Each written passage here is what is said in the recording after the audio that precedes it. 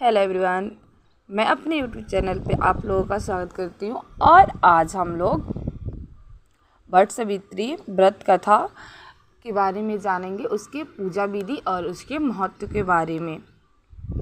तो आइए स्टार्ट करते हैं।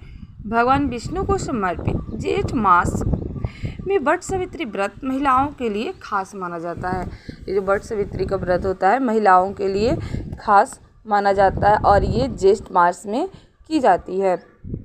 तो इसकी विधि क्या है मैं आप लोगों को बताती हूँ।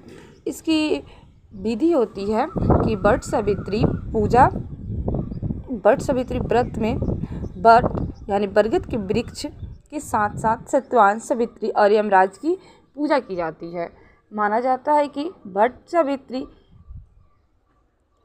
विष्णु और महेश तीनों देववास करते थे, अतः वट वृक्ष के समक्ष बैठकर पूजा करने से सभी मनोकामनाएं पूर्ण होती है। वट सावित्री व्रत के दिन सुहागिन स्त्रियों को प्रातःकाल उठकर स्नान करना चाहिए। इसके बाद रेत से भरी एक बांस की टोकरी ले और उसमें ब्रह्मदेव की मूर्ति के साथ सावित्री की मूर्ति स्थापित करें। इस प्रकार दूसरी टोकरी में सत्यवान और सावित्री की मूर्ति स्थापित करें। दोनों टोकरियों को वट के वृक्ष के नीचे रखें और ब्रह्मदेव और सावित्री की मूर्तियों की पूजा करें। तत्पश्चात सत्यवान और सावित्री की मूर्तियों की पूजा करें और वट वृक्ष को जल दें। वट वृक्ष की पूजा हेतु जल, फूल, रोली, मौली, कच्चा सूत, भीगा चना, गुड़ इत्यादि चढ़ाए और जल अभिषेक करें।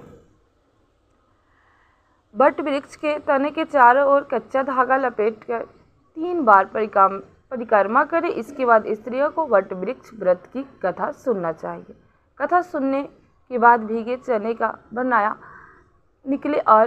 निकाले और उस पर रखकर कुछ रुपए रखकर अपनी सास को दे दे। स्त्रियां अपनी सासों से दूर रहती हैं, वे बहना उन्हें भेज दे और उनका आशीर्वाद ले। पूजा समापन के बाद पश्चात ब्राह्मण के वस्त्र तथा फल आदि दान करें। ये पूजा विधि था।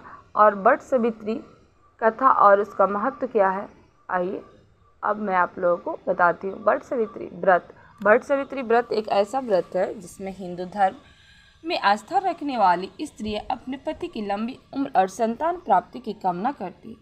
उत्तर भारत में यह व्रत काफ़ी लोकप्रिय है। इस व्रत की कथा को लेकर पौराणिक कथाएं में भिन्न मत मिलते हैं। दरअसल इस व्रत को ज्येष्ठ मास की अमावस्या और इसी मास की पूर्णिमा को मनाया जाता है और यहाँ नियमानुसार वट सावित्री व्रत ज्येष्ठ मास की अमावस्या को किया जाता है। तो वहीं स्कंद पुराण एवं भविष्योत्तर पुराण में ज्येष्ठ पूर्णिमा पर करने का निर्देश देते हैं। यह वट सावित्री व्रत दक्षिण भारत में किया जाता है, वहीं वट सावित्री अमावस्या व्रत उत्तर भारत में विशेष रूप से किया जाता है।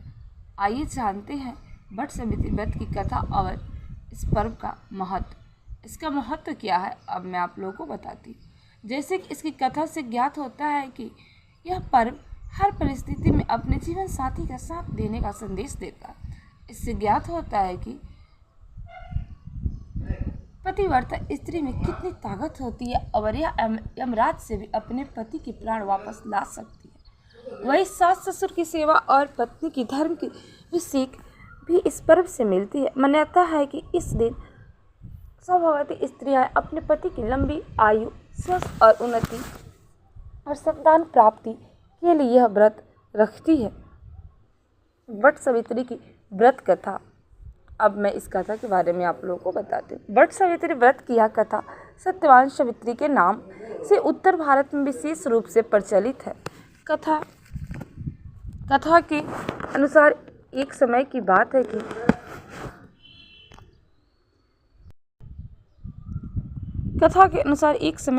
है कि मध्य देश में अश्वपति नाम के धर्मात्मा राजा का राज था। उनकी कोई भी संतान नहीं थी।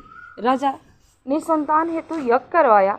कुछ समय बाद उन्हें एक कन्या की प्राप्ति हुई जिसका नाम उन्होंने सावित्री रखा। विवाह योग्य होने पर सावित्री के लिए युग उदसेन के पुत्र सत्यवान को पति रूप में वर्णन किया।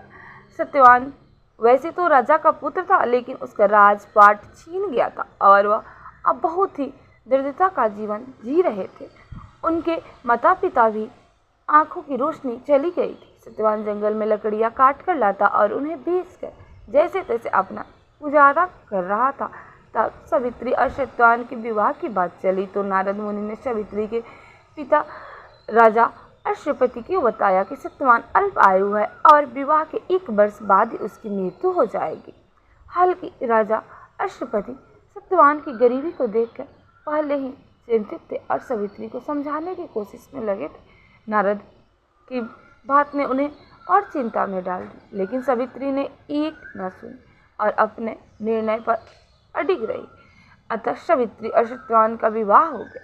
सावित्री सास ससुर और पति की सेवा में लगी रही। नारद मुनि ने सत्यवान की मृत्यु का जो दिन बताया था, उसी दिन सावित्री भी सत्यवान के साथ वन में चली गई। वन में सत्यवान लकड़ी काटने के लिए जैसे ही पेड़ पर चढ़ने लगा, उसके सिर में असहनीय पीड़ा होने लगा और सावित्री की गोद में सिर रखकर लेट गया। कुछ देर बाद उसके समक्ष उनके दूत के साथ स्वयं यमराज खड़े हुए थे। जब यमराज सत्यवान से जीवन को लेकर दक्षिण दिशा की ओर जाने लगे, पतिव्रता सावित्री भी उसके पीछे चलने लगी। आगे जाकर यमराज ने सावित्री से कहा, हे पतिव्रता नारी, जहाँ तक मनुष्य साथ दे सकता है तुमने अपने पति का साथ दे दी, अब तुम लौट जाओ। इस पर सावित्री ने कहा, जहाँ तक मेरे पति जाएंगे वहाँ तक मुझे भी जाना चाहिए, यही सनातन सत्य है। यमराज सावित्री की वाणी सुनकर प्रसन्न हुए और उन्हें वर मांगने को कहा। सावित्री ने कहा, मेरे सास ससुर अंधे हैं, उन्हें नेत्र ज्योति दे। यमराज ने तथास्तु कहकर उसे लौटा देने को कहा और आगे बढ़ने लगे, किंतु सावित्री यम के पीछे ही चलती रही। यमराज से प्रसन्न होकर पुनः वर मांगने को कहा।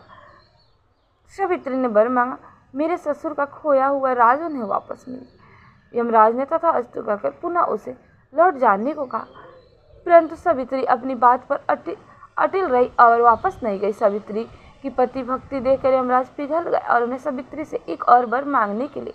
तब सावित्री ने वर मांगा, मैं सत्यवान के 100 पुत्रों की माँ बनना चाहती हूँ, कृपया आप मुझे यह वरदान दें।